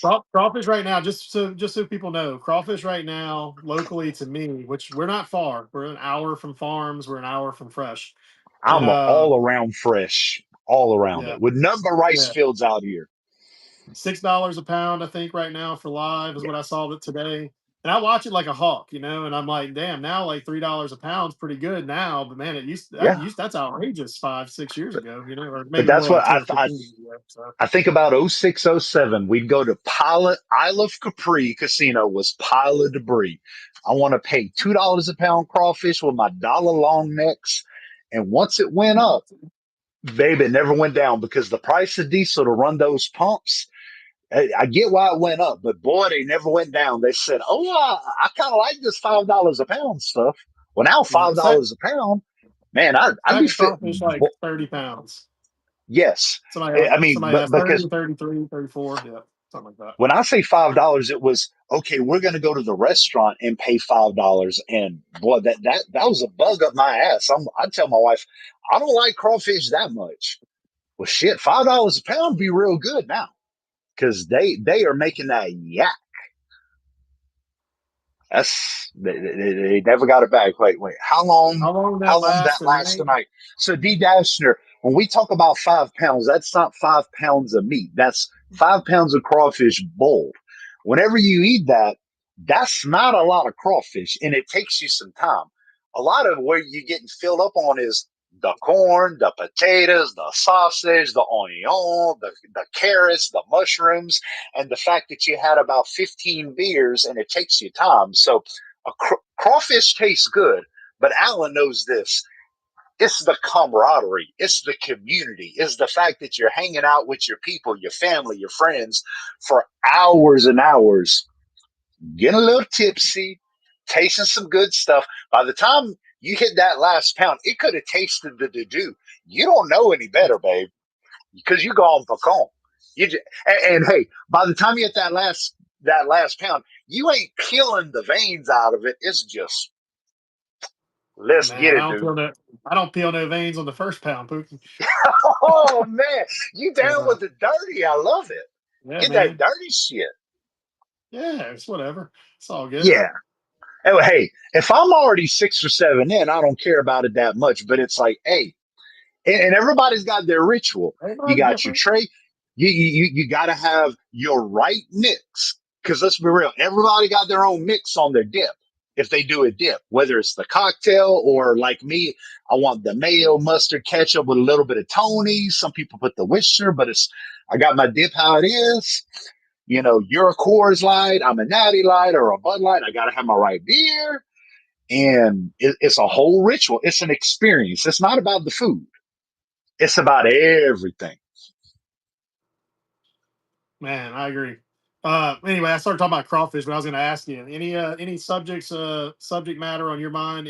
Maybe one more last topic before we got to wrap it up for the night, or from the Hey, crowd. Either way. I'll tell you one thing I was excited about. And we talk about whatnot things that you would change about that. I got a rare win this week. I've been dealing with some goblins, some goblins Mm, who love to take and never give back, but whatnot finally kind of showed up and showed out. I had one person who kept winning in multiple shows using different accounts, and I was kind of a bug up my ass, and I loved it. Whatnot, I brought them the proof. Felt so good for them to say, no, that's bullshit. We're canceling those giveaways. They are not getting Super Mario Odyssey sealed. That's against terms of service, and we're going to put them in timeout for a little bit. I was very excited. Um, Giveaway culture is such a hot button topic. Who does it go to? How many do you do? How much is coming out of my pocket? And I feel like it's been a big growth aspect of my show. So to have Whatnot finally back people up instead of just taking the buyer side, I've been real excited for that.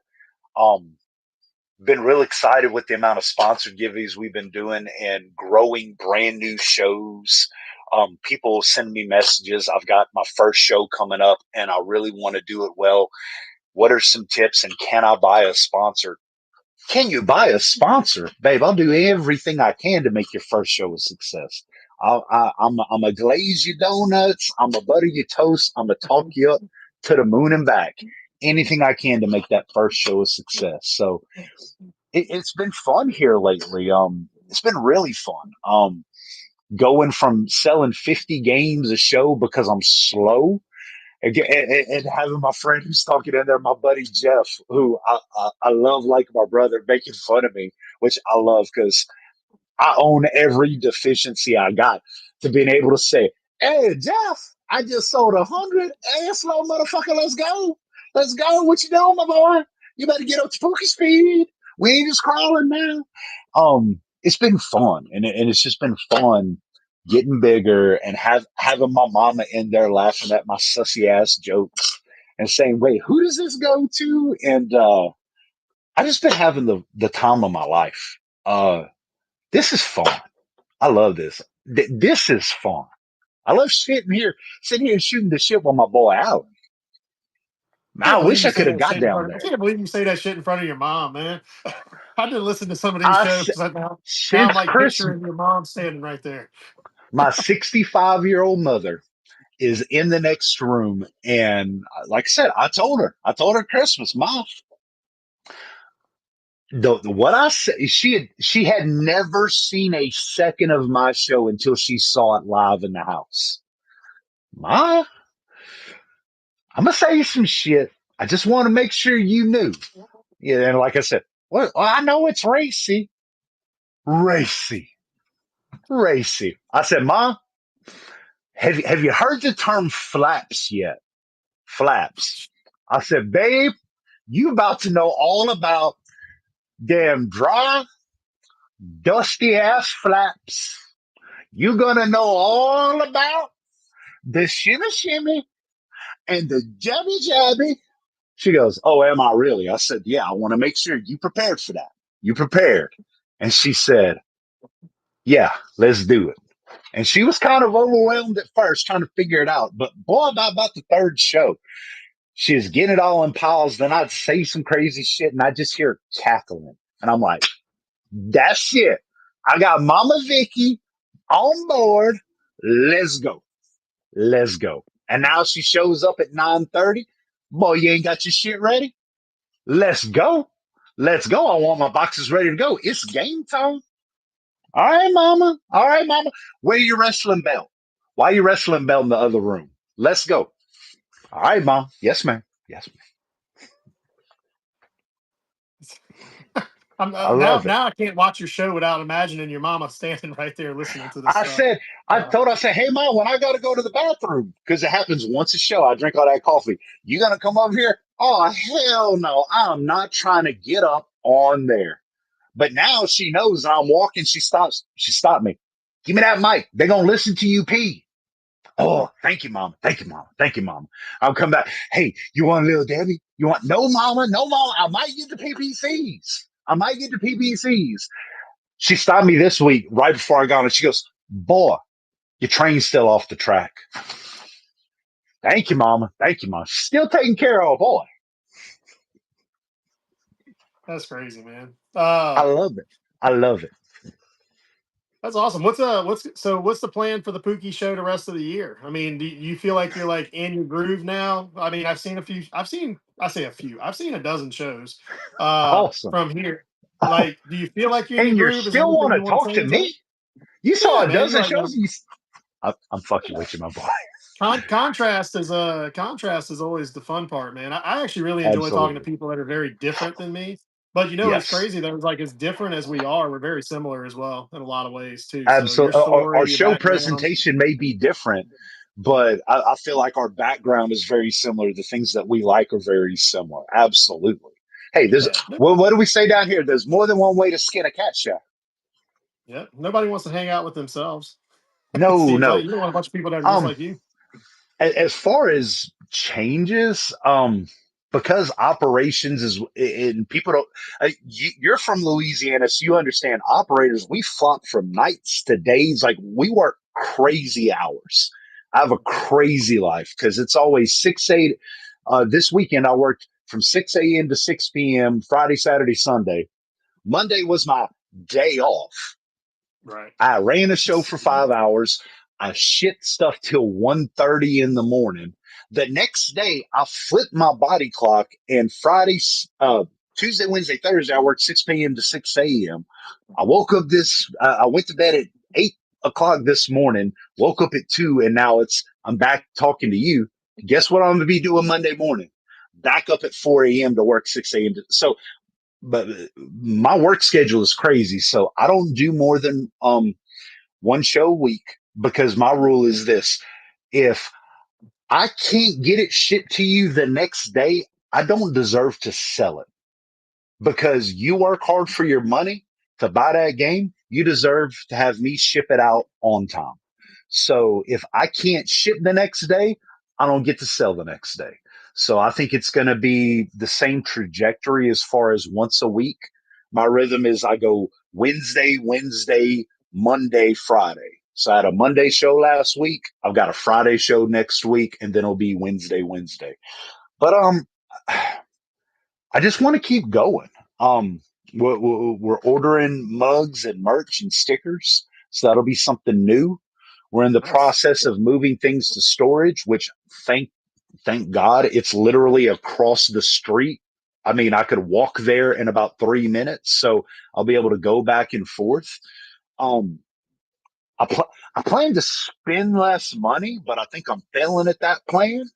Uh, Eh, yeah. because I always see shit that I want, and I'm like, ooh, I gotta have that. Ooh, I need that. But I'm looking forward to a lot of things. I'm very excited to continue to be part of this 8-bit express raid train, something that I really enjoy doing in January, where we've got an amazing team that's growing with just not just wonderful sellers, wonderful human beings. I enjoy that. I enjoy the networking and doing that and having.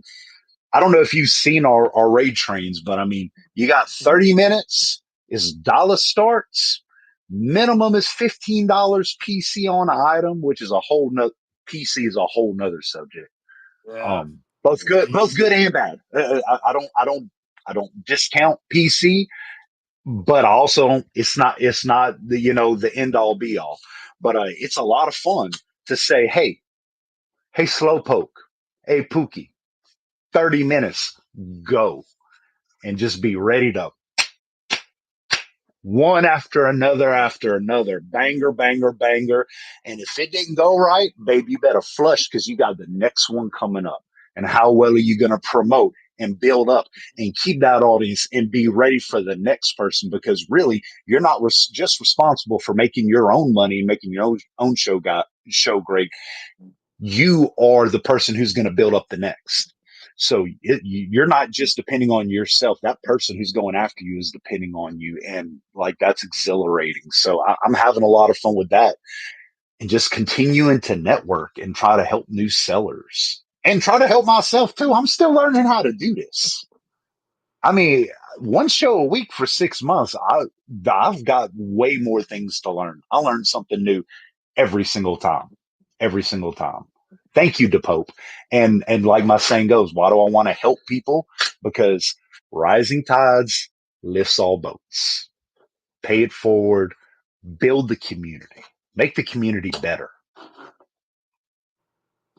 Man, makes me think about those raid trains. I've been in a few of them overall. So where would you like to be on the raid train? The beginning of the train, the middle, the end? Where do you like to I be? want to be at the beginning or the end. The one time I did it, and I'll forever thank my boy Freddie Bravo's Infinite Finds, the person who is the organizer. He entrusted me to do it at the beginning, to have the crowd, to bring the crowd. If there's one thing I'll say about me, I'm gonna say some shit. I might be hit or miss, but babe, I'm gonna work my ass off and I'm gonna bring the energy. And he said, I want to see some energy. So I said, hey, I can do that. Give me the ball. Let me start this thing up. And I loved it. And that was intoxicating. And I can't wait for the next time when I'm able to do it. Unfortunately, I got this again crazy work schedule. But for me, I like to be in the beginning, but I would do the end too. Um, I'll say this: one of the reasons I like to be in the beginning to peel the curtain back. I said, man, look at this, Mike Tyson circle seal. Yeah, it's got the orange bullets, but it's got the circle seal, and you turn over. Oh, it's clean. It's the Rev A. It's that mid print. You got to have this, and I was so excited to sell it. Boy, I felt bad for the fifth person who sold it. They're like, damn, this game keeps coming back up. And I said, ooh, shit, I'm glad I ran that game first. Oh, I'm glad I got them when they was fresh, fresh, fresh. But, that's just how it was. Yeah. Hey, retro. You don't need a Tyson. You got all the damn Tysons. And yeah, Cody, I know you bought that. Another good I, seller. I've sent you Tyson's already too, RGB. So I Yes. know I've sent you Hey, white bullet hey, and ones, I had to orange shout you bullet out. ones. I had to shout you out, Alan. I said, this guy, Alan, he's got some of the mintiest stuff if you don't know about him. And I said, let me show you this kind of stuff that I've got from Alan. You'll recognize this. Still Oh in yeah. the shrink wrap, baby. Mhm. I do remember Guys, that one. this came from the horse barn. The original. So, yeah, is it sealed? No. But, babe, that's the original shrink wrap on it, yeah? You can't mess with that. That's why you got to go to the barn. That's why you got to hang out in the bayou. Well, my boy, my homie, my bayou brother, Horse Allen, because he got that minty shit that you need up on your wall, up on your collection. And that's the kind of stuff that I like to do for the community. Build I got everybody up. Give man, I them a gotta take little that and bit put of that that. on my Instagram now. That's gonna be my intro Hey, to everything. the champ done told you. And if you're gonna argue, then bitch, I'll put my foot so far up your candy ass that you wish you still had a controller that wasn't stuck up your ass. If you smell what this gray Pookie man is cooking. That's it, chef. Now I you got don't to have smash one the to beer chug. over I don't here. drink it, frack. I don't drink it. Now, did I ever tell you the story about Pookie? No. I said it on the. So Pookie is a person. Pookie Oh. is not me. And that's why I love this. The fact that people call me Pookie. I was at work when I downloaded it, and operators like to tell stories. And we were talking about who's the craziest motherfucker you worked with. And I said, y'all, I worked with Pookie Charles. Unfortunately, Pookie is deceased now. Like a lot of people who started operations in the 70s and 80s, the stuff you did back then caught up to you later. And he retired about 4 years ago. And unfortunately, he was dead within a year. The cancer ate him up. Because back in the 70s, he said, man, we had our dirty hands at the end of the day. You know what we did every day? You know what got you clean? Who we'd wash our hands and our tools in that benzene. And ain't nothing got you cleaner to the benzene until about 1991 when they said, don't let that hit the ground. What? Yeah. Don't touch that no more. Don't touch that no more. Yeah, they spent every day for years like washing their hands in benzene and their tools in benzene. So obviously he got ate up with the cancer. But when I was talking about him, I said, "Oh yeah, this crazy." He taught me a lot. But his thing was he'd bite people and he just bite people out of nowhere and act crazy. I said there was one day he got on my boy Forrest, this big country some bitch, big like 6'2", 300 pounds, and he just bite him. Wouldn't let go. Pookie, let go of me. Arrgh. Pookie, let go of me. Arrgh. Forrest said I didn't want to punch him. Finally, I grabbed that motherfucker's nuts and I started squeezing, and he'd go, Arrgh. And I'd squeeze harder, and his eyeballs got big, and he finally let go. So we were just talking and laughing at work. And I said, I don't want my name to be Russ or Crawford. So it, I just said Pookie. And when I was growing up, my phone number, that last four, for those of you who didn't grow up in my area, you knew the last four of someone's house number. Well, it was always 2736. So I'd always have 276. Well, then I messed up on the number and I put 275. So on a whim, I became, for better or for worse, Pookie 275, a guy who's long, long past, but I learned a lot from, who's just a crazy motherfucker who'd bite you for no reason. And then I screwed up the numbers. But damn, it's a big part of my life now. But yeah, He Pookie is a lives on, real man. story. Yeah, And he he was lives on. and I still don't even know his first name. It was Pookie Charles. That was his last name, because in Southeast Texas, everybody had a Mhm. nickname. You didn't know anybody's first name. I remember I said, I got an email from someone. I said, man, who the hell is Reginald? Oh man, that's Pony. That's Pony. Okay. Why is he called Pony? You ain't seen his third leg? Oh shit. Oh shit. Now I know why he's called Pony. Sheesh. Yeah, Oh my yeah. dad Oh, my I dad was went like, Pony. Pony. Oh yeah, he was a great football player. And when all the other defensive linemen got down in their 4-point stance, Pony got down in a 5-point stance. Shit. Yeah, nobody knew anybody's first names. It was always a nickname. yeah, my dad would always tell me the stories. My dad worked in the plants his entire life too. He worked at Yeah. LP&L, and then he moved on to like Kaiser Aluminum. I don't know if you ever heard of Okay. that, but Yeah, I've heard of it. and, I remember I got a turtle shell when I was a kid, like a loggerhead turtle shell, and my dad's buddy gave it to me. His name was Bearcat, and Okay. I never knew who this guy's name was. I'm pretty sure my dad didn't even know what his name was. It was just Bearcat. Yeah. And we went to Bearcat's house when I was in like second grade, and I just remember all the taxidermy everywhere, Mhm. everywhere. Well, a couple weeks ago, I went to see my parents, and I was like, "Whatever happened to Bearcat?" They're like, "He died a long time ago." I mean, like, Yeah, I was like, "Well, how long ago?" He's like, "When you were probably like 5." I was like, "Damn, Bearcat died right after I got that dang turtle shell. I didn't even realize that." But I remembered but this he guy my stuck with entire you. life. I just Yeah, remembered his name. I don't think I'll never forget it. Bearcat gave me a turtle shell, and damn yeah. Bearcat. But everybody had a name. I'll likely never know Pookie's first name, but it didn't matter. He made an imprint on me because he was crazy. I mean, that one guy was talking all this shit. They would take each other's bikes. Hold up, my kid's walking in the door. What up, Mo? I have 16-year-olds, walking in almost at midnight, but it's a Friday night. No, come on. We're doing a podcast.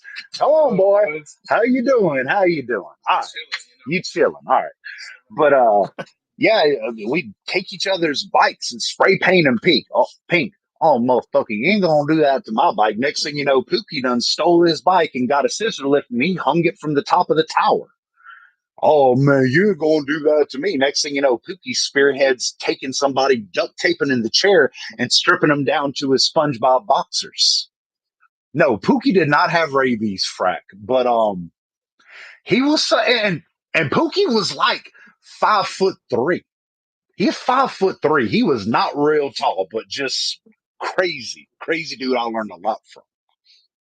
Man, I love people still buying shit. Thank y'all. I hope you're using your coupon. Yeah, You better it's use your fun. Yeah. coupon.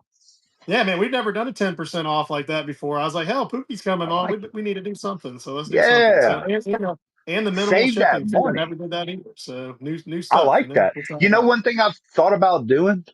I am What's that? toying with the idea of doing a free shipping show. Yep.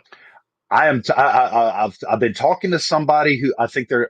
So the screen name is General Auctions, and it was kind of brought to my attention. I'm like, free shipping. That is scary. And you do dollar starts, right? Yeah. You just had to rip the band-aid off. He said, I had to rip the band-aid off and do free shipping. He goes, I promise you, you'll be surprised at how much that initial shipping is a roadblock for people. It is. So I'm toying with the idea. If I do it, I'm still going to do dollar starts. Like we already passed that. The cherry is popped. Toothpaste is not going back in the tube. That's it. But dollar start free shipping, I am really considering doing. Oh Yeah. yeah, that's right, DePoe. I mean, hey, when I see free shipping, baby, it's time to eat. Let's go. Let's fill that bitch up all the way. Let's get that box going. Because think about how many games you can fit in a large flat rate box, especially if you're doing cards. You can fill that bitch up. Bravo just bought a beautiful game. Bravo Donkey Kong 3. We just got it in a day or two ago. Let me go grab that thing because I think you should see that one real Nice. quick. Oh yeah. Uh, Nice. Who's talking to me? Uh Gerald. No, so Gerald, this is an ESP LTD. And the other flying V you're asking about, I've had this one since high school. This is a Dean Flying V. You can see the Dean headstock like the old dime bag Daryl from Pantera. Tobacco Sunburst with the Seymour Duncan pickup. So, no, I can't afford Gibsons, but I always wanted to have a Les Paul style, and I wanted something with active pickups. And I'm a Metallica guy, so I wanted the the oh, active Schecter. pickups, the ESP. That's a EC Okay. 410 401QM. That was the question. And then I've got an Ibanez over there, and there's a black Epiphone Explorer. I call it a trashophone, but hey, when you can pick up an acoustic and an Explorer off of Facebook for $100, you do it every single day. Bravo. There's your Donkey Kong Nice, 3. She is shining, nice, shining, Freddie. beautiful, super tight bottom, as we say over here. So congratulations, you'll love Oh, that. I got my guitar over here, Pookie. what you I'm got? not a musician, but I got Oh, my Strat. so let me ask you: is that looks like is that an American standard? Or is that a Mexican standard? That's American standard. Yep. Oh wow! So I've got mine right here. It's got a broken string on it, but that's what I always needed to have was just a good normal Fender Strat. I wish it was an American, because just the quality, but it's the price. I Yeah. I don't know how long you've been playing guitar, but when I was in high school, it was always like an Fender American standard is like 750. Well, shit, you talk about like 2 grand now. Yeah, But it's way up. It's way up there. I play a Mexican Strat at work all the time. I got one yeah, in the that's what office I've at got work. is a Mexican I play an Strat. American one here very little. I actually play the Mexican one 90% of the time. Yeah, So I picked it's this kind of up like that. off on eBay, probably '02 or '03 for $100. Still got it. Still play on it. I broke the little E string the other day. I need to. If there's one thing I'm bad about, when I was in high school, it was you got to change your strings once a month. You got to be disciplined. Now it's like, man, I think I changed the strings back when I had 3 kids, Yeah, and now I've got exactly. 5. Yeah, I Yeah, mean, it's like, oh, I I might popped the do it string. once a year, maybe once a year if Yes. it's lucky, you know. So Well, one of my things was I wanted to have the guitars hanging, which I do, but I wanted them all to have different tunings so I could say, all right, we're playing something in E flat, half step down. I'm gonna grab this. Oh, I needed something in just drop D, just grab it, have them all tuned up. It don't work that way. I try to and just say, this is my E standard, this is my yeah, D, this is my drop D, this is for whenever it's time to play like the old low stuff. This is in drop C sharp or something crazy like that. But it didn't turn out that way. But that was the goal. I wanted to be able to just grab a guitar, depending on the song I wanted to play, and not have to mess with the tunings and have all the guitars ready to go no matter what. that's pretty awesome, man. That's very band style there. You know, you got Yeah. your cabinet that just hey, hand me this guitar for these two songs and that guitar for the Yeah. other song. That's right. But Especially once I got the Ibanez, that was my first guitar with a Floyd Rose. Trying to change the tuning on a Floyd Rose, like changing the strings. I love the ability to do deep dives and go all the way up and keep it in tune. But man, the headache of changing the strings and clipping the balls and getting them into the grooves and getting it right, that is just a headache and a half. So I said, I hate I would love to be able to just grab a guitar and be in the correct tuning that I need right now. I just haven't got there yet. that's awesome. Well, Pookie, man, we went double time. How about give one more plug for the special show you got coming up, Thank the you, Help a thank you. Family in Need, and And we will I'm gonna wrap it tell up you, from there. Alan, it's a good thing you cut me off because I could sit here and talk with you all night, bro. I'm having a You got to blast. I save didn't it for even another realize. episode. Yeah, that's why you Fuck have yeah, I'm another all episode. for You it, know, bro. Hey, we could do so this as much as you want. Thank you, thank you. I'm glad you allowed me to talk about that again. So Friday next week, um, special friend of mine, Heather, and her husband Terry had a baby after a 28-week pregnancy. Their son Asher Jude was born 1 pound 14 ounces.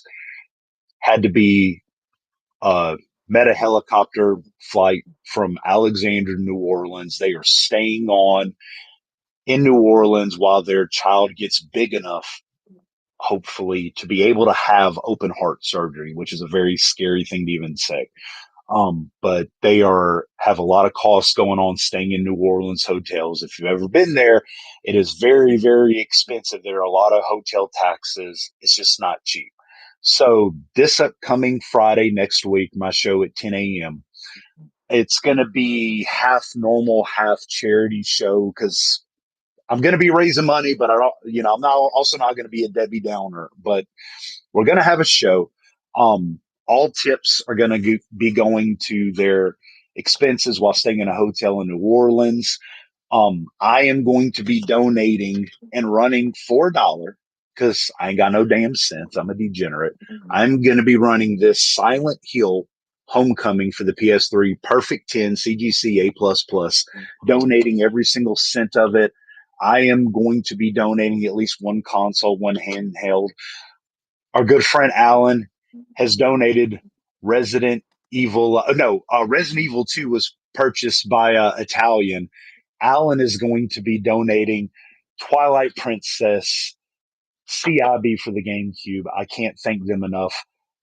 Every single dime of those sales are going to be going toward taking care of their hotel expenses while they're hanging out. They've got enough to worry about with the health of their family. I don't want them to have to worry about how they're going to pay for Thursday night's stay, how they're going to worry about the meal that they need to eat. So I'm very appreciative already of the support. Like I said, they've been a dear friends of mine for a long time. She's the godmother for my oldest son, Jackson. She and her husband mean a lot to us. So thank y'all so much. I hope that y'all are show up next Friday, whether you buy a graded game, you hang out and talk in the chat, or you're just a lurker who wants to be part of it. I appreciate every single person who hangs out. And thank you so much, Alan. Thank you, Italian, for your donations. Thank you, Tyler. I appreciate y'all. But yeah, I'm looking forward to it. I talked to, like I said, to Caden Campbell. He's gonna probably donate something. He's already started the promo. I did a small Discord promo today on the 8-bit raid train. I'm fixing to extend that to the many other Discord servers. I want to do everything I can to raise money, to raise awareness so that I can make their stay just a little bit more comfortable. And thank you That's for allowing me to talk about that on your show. absolutely great cause, man. We appreciate all the things that you're doing on Whatnot, helping people out, bringing on great entertainment as well. Glad we were able to participate in it as well. Yes. That's definitely a privilege to do so, and wish the best for that family. Did want to Thank give you. one more shout out to our sponsors tonight. We did have 4 sponsors for Horse Talk. Thank you. Register Retro, whose episode is live on YouTube now. If you guys do want to check out these episodes on YouTube, it is a Horse Talk Game Cabin, all one word.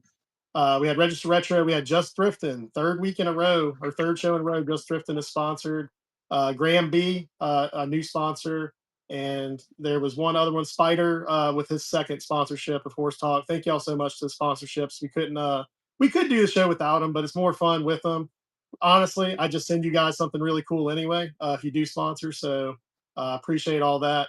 Pookie, thank you so much for jumping on, man. I'd love to have you Thank on you. again, and hopefully you come play some games in the cabin. Love to come hang Hell out one yes. night. I mean, it's So only 2 hours down the road. I could have sat here and I was gonna have to take a break to go league the lizard without the mic. But I could have sat here and talked to you all night, man. And that's what I said. That's what I love about Whatnot. It's this is great. It's about the people. It's always about the people. It's about the community. And I'm having a blast having the shows, and I had a blast tonight hanging out with you. I can't thank you enough for inviting me to be part of this. This was so much fun. awesome, man. Well, thank you so much, guys. We will catch you next time. I'm gonna hang out. I saw a bunch of offers come through, so I'm gonna work on those real quick. Obviously, don't want to cut anybody off on that. Pookie, I don't know how to exit or anything like that. Feel free to do whatever you want to do, and we'll get some Here's music what I'm gonna going. And say. then go I ahead. love y'all. Y'all are the best. Be nice to one another. I say this every show. It don't cost a damn thing to be nice, to be kind to one another. Bob, my boy, shit. Get that good stuff like me. Oh, it's deja vu all over again. It's always deja vu because Alan's got the best damn games. The best games for the best system, selling them to you from the best state. We might be the crazy state, but damn it, we're the best. And I just cannot thank y'all enough for hanging out with two crazy couillons in the bayou talking about 8-bit goodness. Y'all the best. Pookie out.